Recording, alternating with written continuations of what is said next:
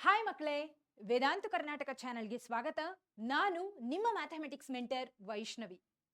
ಮಕ್ಕಳೇ, ನೀವೆಲ್ಲ class 11 complete ಮಾಡಿದ್ದೀರಾ. ಫಸ್ಟ್ ಇಯರ್ PUC ಮುಗ್ದಿದೆ, ಕ್ಲಾಸ್ 12ಗೆ ಬರ್ತಿದ್ದೀರಾ, ಹೌದಾ? ಹಾಗಿದ್ರೆ ಈಗ ಈ ಒಂದು ವಿಚಾರನ ತಿಳ್ಕೊಳ್ಳೋದು ತುಂಬಾ ಅಗತ್ಯ.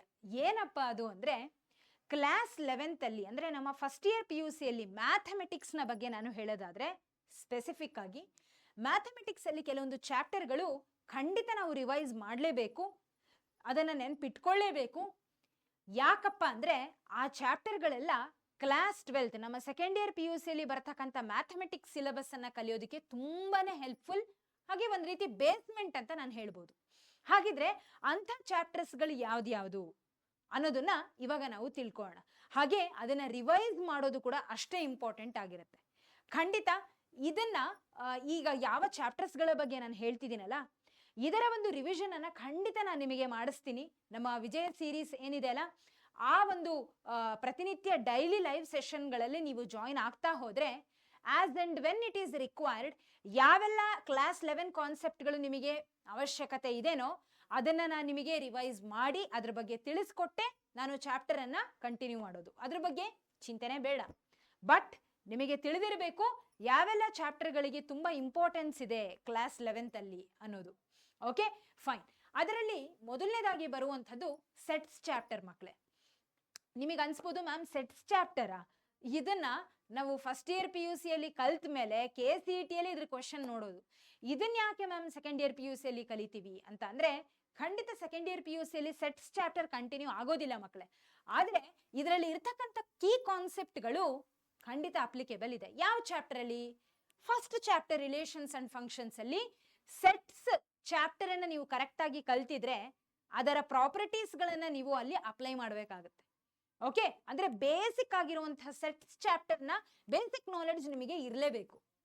ಓಕೆ, ಇನ್ನು ನೆಕ್ಸ್ಟ್ ಚಾಪ್ಟರ್ ಯಾವ್ದಪ್ಪ ಅಂದ್ರೆ relations and functions. Of course relations and functions ನಿಮಗೆ ಫಸ್ಟ್ ಇಯರ್ PUC ಅಲ್ಲಿ ಹೇಗಿತ್ತೋ ಅದ್ರ ಮುಂದುವರಿದ ಭಾಗ ನಮ್ಮ ಸೆಕೆಂಡ್ ಇಯರ್ PUC ಅಲ್ಲಿ ಇದೆ, ಅದು ಫಸ್ಟ್ ಚಾಪ್ಟರ್ ಆಗೇ ಇದೆ. Okay, so first year PUC ಅಲ್ಲಿ ಕಲ್ತಿದ್ದಂತಹ ರಿಲೇಷನ್ಸ್ ಅಂಡ್ ಫಂಕ್ಷನ್ಸ್ ಕಾನ್ಸೆಪ್ಟ್ಗಳು ಸೆಕೆಂಡ್ ಇಯರ್ PUC ಗೆ ಖಂಡಿತವಾಗ್ಲೂ ಬೇಕಾಗುತ್ತೆ. ಅದು ಕಾರ್ಟೇಷನ್ ಪ್ರಾಡಕ್ಟ್ ಆಗಿರಬಹುದು, ರಿಲೇಷನ್ಸ್ ಅಂದ್ರೆ ಏನಾಗಿರಬಹುದು, ಹೌದಾ? ಕಾರ್ಟೇಷನ್ ಪ್ರಾಡಕ್ಟ್ ನಿಮಗೆ ಗೊತ್ತಾಗಬೇಕು ಅಂದ್ರೆ ಸೆಟ್ಸ್ ಬಗ್ಗೆ ನಿಮಗೆ ನಾಲೆಡ್ಜ್ ಇರಲೇಬೇಕು. ಓಕೆ, ಕಾರ್ಟೇಷನ್ ಪ್ರಾಡಕ್ಟ್ ಅವಾಗ ನಿಮಗೆ ಅರ್ಥ ಆಗುತ್ತೆ. ಕಾರ್ಟೇಷನ್ ಪ್ರಾಡಕ್ಟ್ ಗೊತ್ತಾಯ್ತಾ, ರಿಲೇಷನ್ ಬಗ್ಗೆ ನಿಮಗೆ ಗೊತ್ತಾಗುತ್ತೆ. ರಿಲೇಷನ್ ಬಗ್ಗೆ ನಿಮಗೆ ಅರ್ಥ ಆಯ್ತಾ, ಫಂಕ್ಷನ್ಸ್ ಅನ್ನ ನೀವು ಅರ್ಥ ಮಾಡ್ಕೋಬಹುದು. ಸೊ ಒಂದ್ರ ಹಿಂದೆ ಒಂದು ಇಂಟರ್ ಲಿಂಕ್ ಇರೋದ್ರಿಂದ ಈ ಎಲ್ಲಾ ಚಾಪ್ಟರ್ಗಳು ಬಹಳ ಬಹಳ ಇಂಪಾರ್ಟೆಂಟ್ ಆಗಿರುವಂಥದ್ದು. ಇದೆಲ್ಲ ಬೇಸಿಕ್ ನಿಮಗೆ ಗೊತ್ತಿದ್ರೆ ಮಾತ್ರ ಸೆಕೆಂಡ್ ಇಯರ್ PUC ಅಲ್ಲಿ ಇರ್ತಕ್ಕಂಥ ರಿಲೇಷನ್ಸ್ ಅಂಡ್ ಫಂಕ್ಷನ್ಸ್ ಚಾಪ್ಟರ್ ಅನ್ನ ಈಸಿಯಾಗಿ ಅರ್ಥ ಮಾಡ್ಕೊಳ್ತೀರಾ. ಫೈನ್.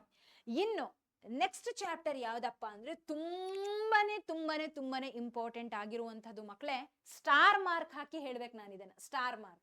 ಯಾಕಪ್ಪ ಅಂದ್ರೆ ಈ ಲಿಮಿಟ್ಸ್ ಅಂಡ್ ಡಿರೈವೇಟಿವ್ಸ್ ಏನಿದೆ ಅಲ್ಲ, ಇದು ಸೆಕೆಂಡ್ ಇಯರ್ PUC ಅಲ್ಲಿ ಇರ್ತಕ್ಕಂಥ ನಮ್ಮ ಕ್ಯಾಲ್ಕುಲಸ್ ದೊಡ್ಡ ಮರ ಅದು, ಹೌದಾ?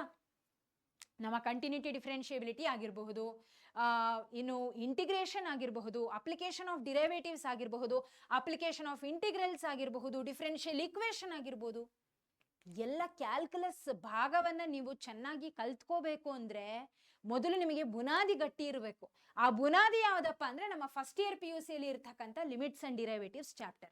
ಇದೇ ನಿಮಗೆ ಕ್ಯಾಲ್ಕುಲಸ್ ಬಾಗಲನ್ನ ಓಪನ್ ಮಾಡ್ಕೊಡೋದು. ಓಕೆ, ಅಂದ್ರೆ ಲಿಮಿಟ್ಸ್ ಅಂಡ್ ಡಿರೈವೇಟಿವ್ಸ್ ಕಾನ್ಸೆಪ್ಟ್ ನಿಮಗೆ ಅರ್ಥ ಆದಾಗ ಮಾತ್ರ ಮುಂದೆ ಬರ್ತಕ್ಕಂಥ ಸೆಕೆಂಡ್ ಇಯರ್ PUC ಅಲ್ಲಿ ಬರ್ತಕ್ಕಂಥ ಕಂಟಿನ್ಯೂಟಿ ಅಂಡ್ ಡಿಫರೆನ್ಷಿಯಬಿಲಿಟಿ ಕ್ಯಾಲ್ಕುಲಸ್ ಶುರು ಆಗೋದೇ ಆ ಚಾಪ್ಟರ್ ಇಂದ, ಅಲ್ಲಿಂದ ನಿಮಗೆ ಅರ್ಥ ಆಗ್ತಾ ಹೋಗುತ್ತೆ. ಓಕೆ, ಆದ್ರೆ ಬೇಸಿಕ್ ಇಲ್ಲೇ ಇರೋದು. ಇದ್ರ ಬಾಗಿಲು ತೆಗಿಬೇಕು ಅಂದ್ರೆ ಅದ್ರ ಕೀ ಬೇಕಲ್ಲ, ಕೀ ಇರೋದಿಲ್ಲ. ಈ ಕೀ ಏನಾದ್ರೂ ನಿಮಗೆ ಸಿಕ್ತು, ಕರೆಕ್ಟ್ ಆಗಿ ಅರ್ಥ ಆಯ್ತು ಅಂದ್ರೆ ಮುಂದೆ ನೀವು ಒಳಗಡೆ ಹೋಗ್ಬೋದು.